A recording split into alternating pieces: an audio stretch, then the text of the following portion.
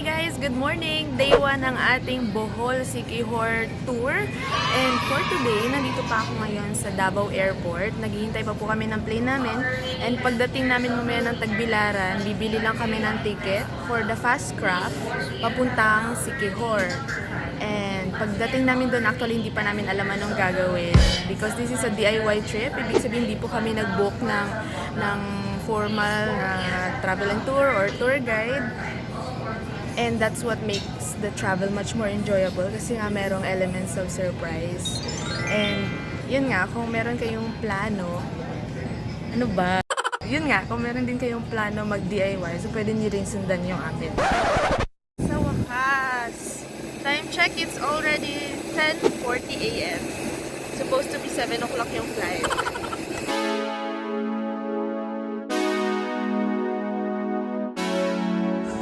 Airport, merong bus doon na magandang bus and sumakay kami doon. Tapos mga 20 minutes papuntang Tagbilaran City. Bale, 50 pesos lang yung pamasahe and bumaba kami sa Tagbilaran na terminal.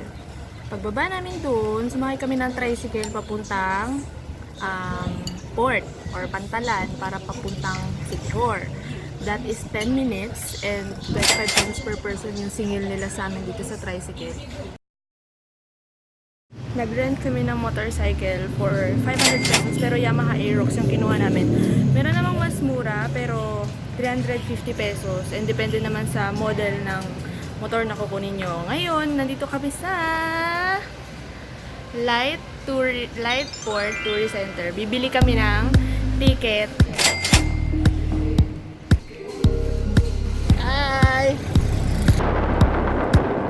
Pero tumatakbo kami ng mga 1 hour na. Kasi nga, nawala kami kanina. Bali yung maps na nasunod namin. So, ito, side trip. Try na lang natin kung maganda. Ayan na siya, guys! Yung falls!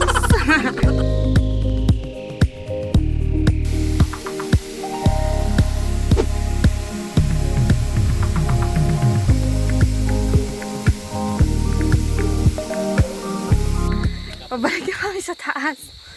And change of plan. Siguro hindi na kami pupunta ng Chocolate Hills. Kasi it's already 4:30 p.m. and I don't think magpapapasok pa sila dun sa parang view deck. Hi guys! Good evening! Gabi na.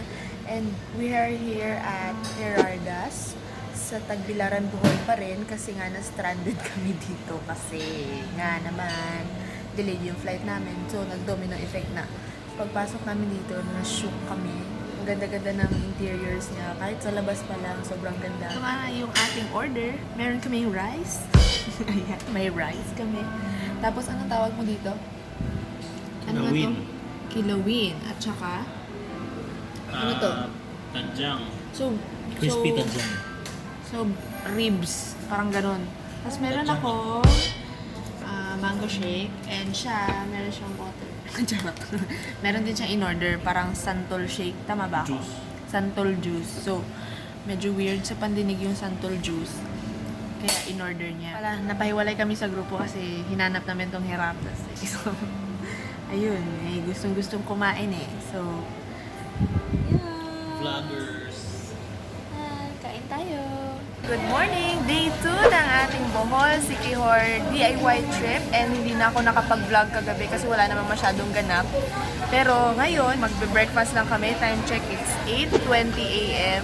And later, 10:20 a.m. yung aming biyahe papuntang Siquijor through fast craft. So medyo malapit lang yung pantalan dito kaya okay lang. So hopefully hindi kami mawala this time, just like yesterday. Marami din pala dito mapagbibilhan ng tickets. Pwede na kayo dito bumili agad.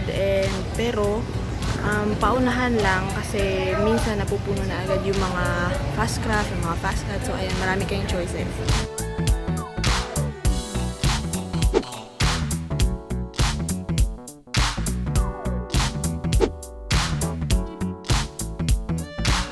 Welcome to Siquijor!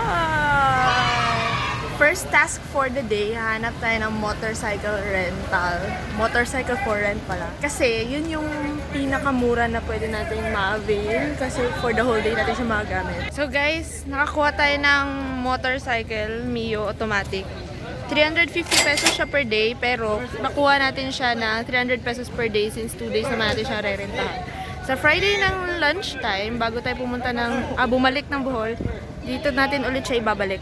So sa port, marami lang kayong makikita ng mga parenta ng mga motor. Ayan, mas makakatipid kayo kapag magmumotor. And marami pa kayong mapupuntahan. Tinawag na Mystic Island of the Philippines ang Siquijor dahil ayon sa mga lumang kwento, may mga mambabarang at aswang sa lugar. Kaya para sa ilan nakakapangilabot kahit ang pumunta dito. Ngunit balot man ng misteryo at puno ng kababalaghan, nakakubli ang angking ganda ng tanyag na isla. Naghihintay lang na masilip ng ating mga mata. Hi guys! First stop, Caticugan Marine Sanctuary, and all you can do here is snorkeling, kayak. Meron din silang transparent kayak, pero iba-iba yung bayad sa entrance fee. Iba din yung bayad kung gagamit ka ng snorkels, at saka iba din yung bayad kung gagamit ka ng life vest. Walang tao dito guys. Kung gusto nyo mapag-isa, this is the place. Guys, if hindi kami nawawala, I think we're in Paliton Beach, and sadly, medyo madumi yung place. Second stop, we're now here at Lugnason Falls, and mula dun sa circumferential road, mga 4 kilometers siya papasok. Tapos meron pang trail. Actually, meron dalawang trail. Parang yung isa difficult or hard trail. Tapos itong tinake namin is easy trail. Meron dito, merong pwede kang maglambitin tapos tumalon sa baba. Mataas siya guys. Mataas siya. And feeling ko malalim siya. Ayan o. Ako, I can't and I won't.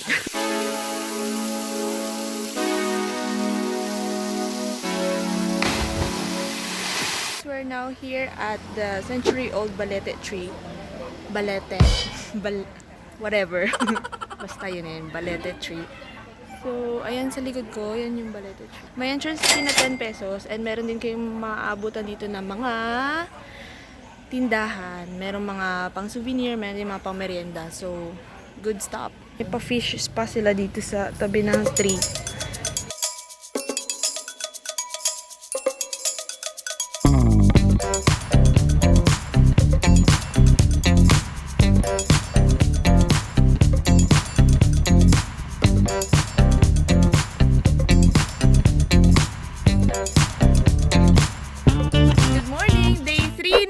Bohol Siquijor DIY trip, and for today, first stop natin, nandito tayo ngayon sa Salagdoong Beach. Ito yung entrance niya papasok guys, super ganda.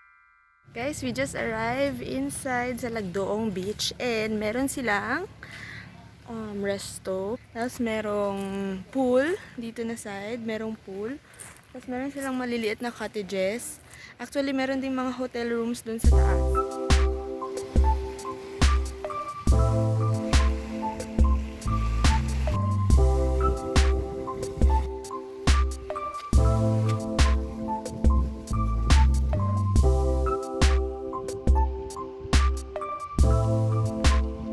Guys, maliban dun sa slide na pwede nating itry, meron din pala silang spot kung saan pwede kayo mag-dive. Yung isa medyo mababaw. Yung isa naman, meron pa isa dito, mas mataas siya. So, pili ka lang kung saan mo gustong tumalon.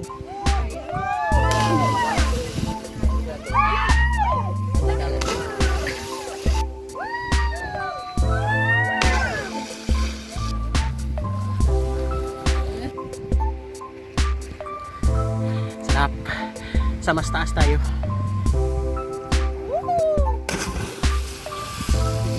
Hi guys, we just arrived at Cambugahay Falls, and from Salagdoong Beach, mga 25 minutes yung biyahe natin, and meron siyang hagdanan pababa, medyo mataas, pero okay lang, carry. Dito pagdating sa Cambugahay Falls, meron namang marerentahan na life vest. Ayan. Tapos 3 level yung falls nila.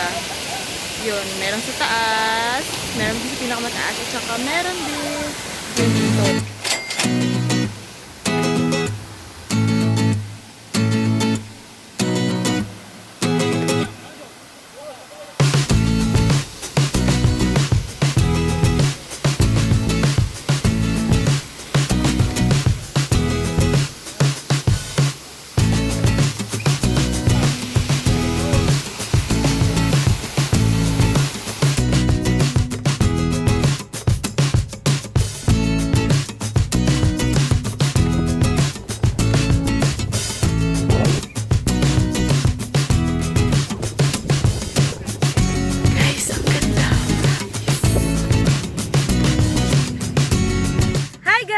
Day 4 ng ating Bohol Siquijor DIY trip, and for today, nandito na po tayo ngayon sa Tagbilaran. Nakabalik na po tayo galing ng Siquijor. Lunchtime po yung biyahe.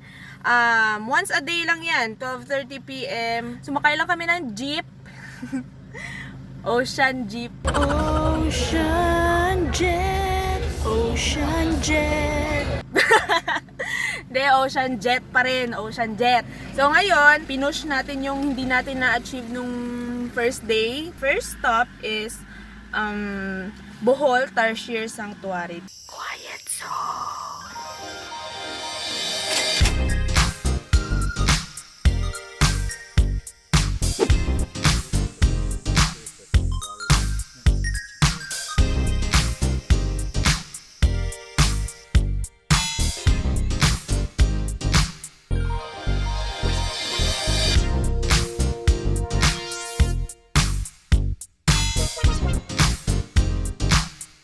Man-made forest!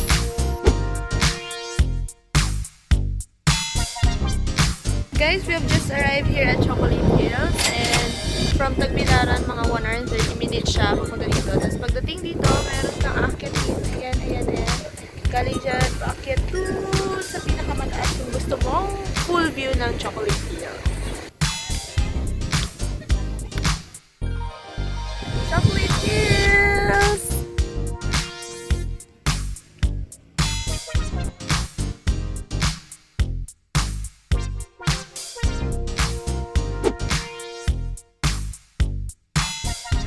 We just arrived at Bohol Bee Farm, and pagpasok namin dito, marami ka palang pwedeng pagbilhan, maraming choices. Merong ATM, ayan, merong bee, ano yun? The Buzz Ice Cream. Tapos merong restaurant and all. Meron ding hotel.